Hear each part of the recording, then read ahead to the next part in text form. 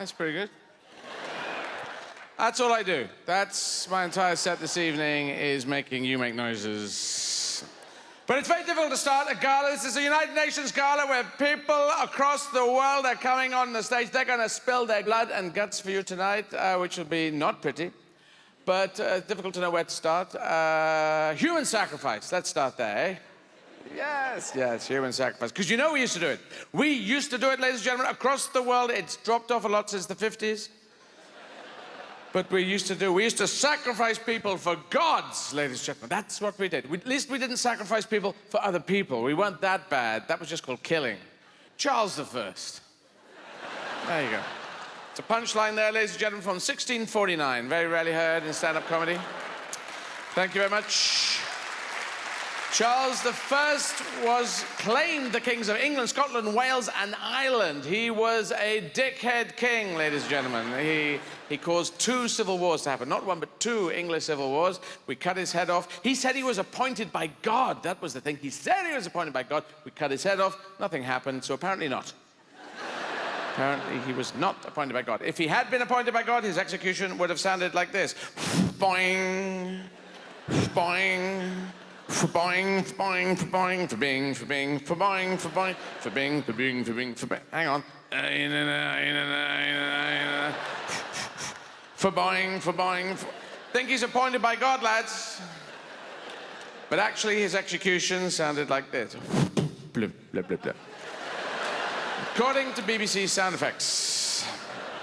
Now, I'm making light of an execution, but this was a dickhead king, ladies and gentlemen. He caused so many people to die, and he was not appointed by God. The only way he was appointed by God was if, on the day of his execution, God was going, so that's all from me. Love and kisses. God, delete, delete, delete. God, send. Damn, what's the password? Jesus, what's the password? Jesus? Oh, sorry, Dad. I had a rough night last night. The bloody password, that's all you need to remember. I can't. My God, Charles I is getting nutted today. Hang on. Don't kill. Oh, God, where are we on the globe? Where's England? Oh, it's like an app. Population of Nigeria. Interesting, okay. England, don't kill Charlie 1. Don't kill Charlie 1. This is God. This is the voice of the Mistrons. Don't kill Charlie 1. It's Charlie.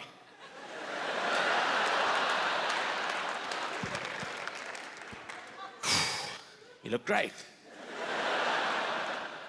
You bastard. Sorry, Charlie, I was trying to didn't know the Wi-Fi password. You do look good. You look like an astronaut. That's what you look like.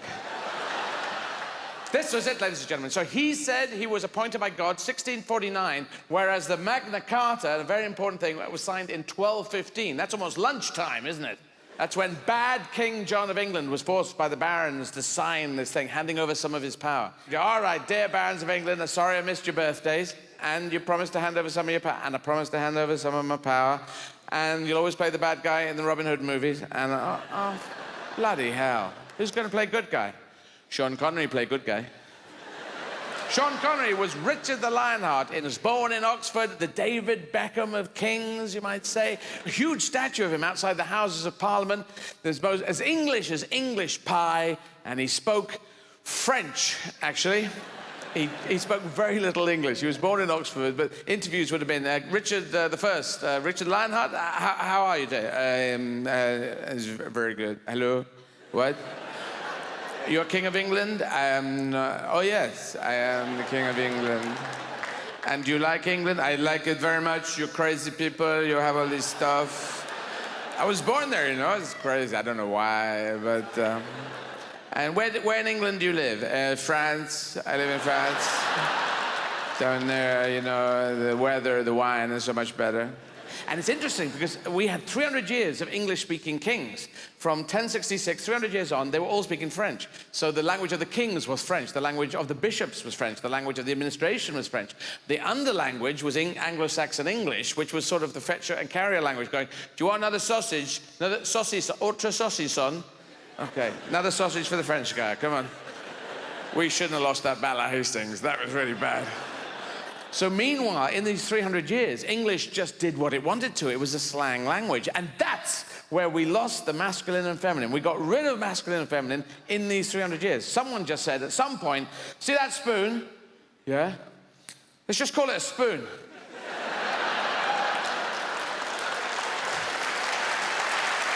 Okay.